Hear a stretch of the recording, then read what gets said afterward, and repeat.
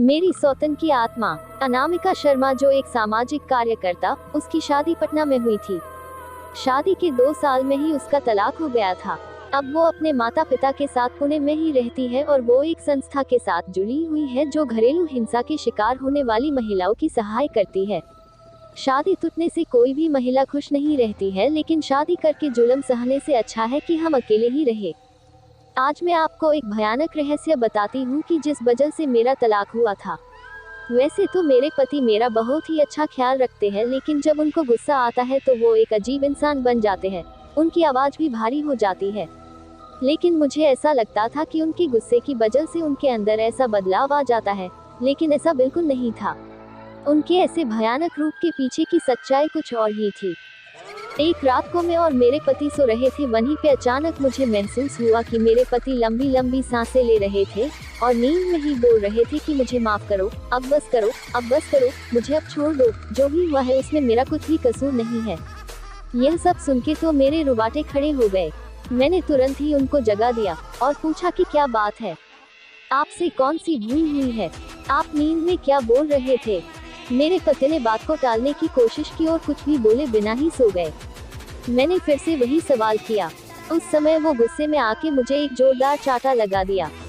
ये पहली बार हुआ था कि उन्होंने मुझ पर हाथ उठाया हो। उसी रात को मैंने तय कर दिया कि मैं यह रहस्य को जान के ही रहूंगी। दूसरे दिन मैंने अपनी सास से उनके बेटे की कसम दिलाकर सारी सच्चाई के बारे में जान लिया कि हमारी शादी से पहले मेरे पति की दूसरी लड़की के साथ सगाई हो चुकी थी और 3 महीने के अंदर वो सगाई टूट चुकी थी। सगाई टूटने कारण वो लड़की ने पंखे से लटकर आत्महत्या कर ली थी और वही लड़की अब प्रेत बनकर मेरे पति को हैरान कर रही है। इस बात के कारण कोई भी परिवार अपनी बेटी देने के लिए तैयार नहीं हो रहे थे, इसीलिए उन्होंने ये बात हमसे छुपाई थी। उस रात मैं अपने पति से खूब लड़ाई की और मैंने छुटाछेड़ लेने का फैसला कर लिया, क्योंकि इतनी बड़ी सच्चाई हमसे छुपकर हमें धोखा दिया था। एक रात को करीबन रात के 2 बजे मुझे जगाकर बोले कि तुम इस कमरे से बाहर निकल जाओ। उस समय उनकी आंखें खून से लालचोर हो गई थी और मेरे सामने इस तरीके से देख रहे थे कि मैं कोई पराई व्यक्ति हूँ। मुझे पता था कि इस समय अगर मैं विरोध करूंगी तो वो मेरे साथ मारपीट करेंगे, इसीलिए मैं चुपचाप वहाँ से बाहर निकलकर ड्राइंग रूम में आ गई। लेकिन मुझे नींद नहीं आ रही थी, इसलिए मैं यह सोच रही थी कि मेरी आगे की जिंदगी कैसे बीतेगी। उसी समय बेडरूम से किसी के बात करने आवाज आने लगी। मेरा हृदय डर के मारे कांपने लगा, क्योंकि कमरे में मेरे पति के अलावा वहाँ पे कोई नहीं था। मैं तुरंत कमरे से झांक कर देखा तो मेरे तो होश ही उड़ गए।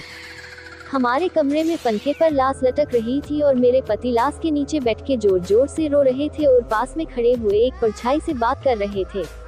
ये सब देखने के बाद मुझे तो चक्कर आने लगे।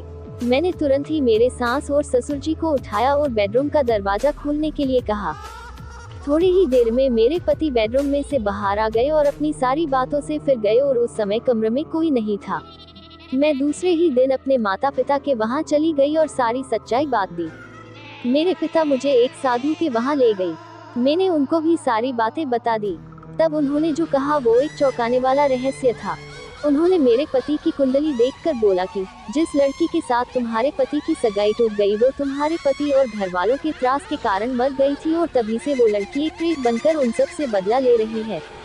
तभी से उस लड़की की प्रेत आत्मा ने तुम्हारे पति के शरीर, मन और दिमाग पे कब्जा कर रखा है और वो कभी भी अपना बदला लेने के लिए कभी भी हमला कर सकती है। दूसरे ही दिन मैंने छुटाछेड़ा लेने के लिए कागजात तैयार कर लिए।